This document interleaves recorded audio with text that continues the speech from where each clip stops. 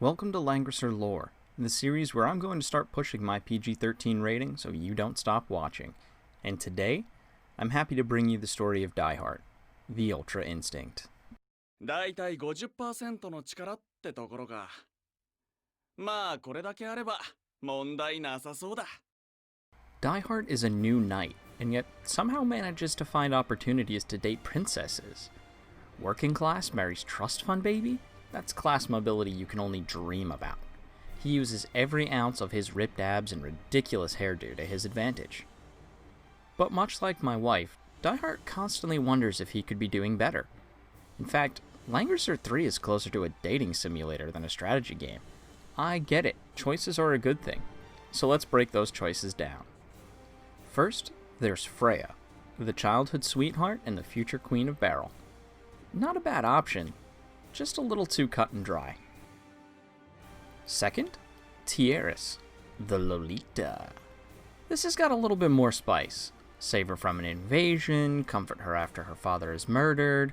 Not a bad decision if you disregard the, implication. Then there's Luna, a sexy, if socially impaired master strategist and princess.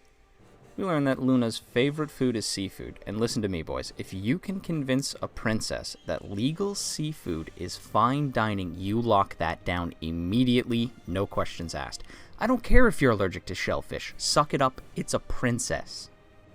Last but absolutely not least is Sophia, the cosplay enthusiast and priestess.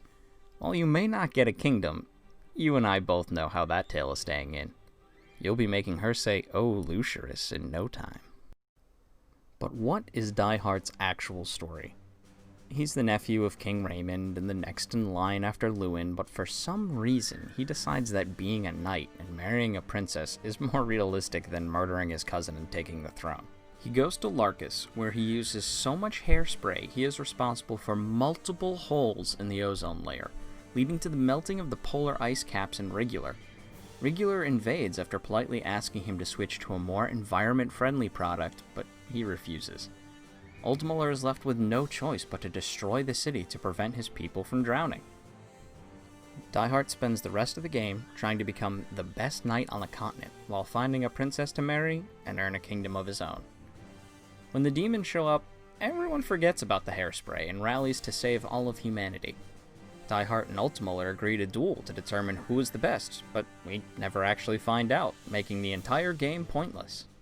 Alhazard is sealed, Bozal is defeated, and Dieharte took too long to make a decision, and Dieharte is getting her cheeks clapped by Lewin now, so he really only has 3 choices left. Freya needs help rebuilding her kingdom, and honestly, that sounds like a lot of work just for Lights Off Missionary for the sole purpose of procreation. Sophia still lives with her dad, and honestly, he seems like the type who likes to watch. So that's off the table. That just leaves Luna, the clear and obvious choice from the beginning. If you learn nothing from this video, and I sincerely believe that that will be the case, understand that sometimes being the last choice means being the best choice. My wife is nodding her head in agreement, and frankly, I'm not even mad.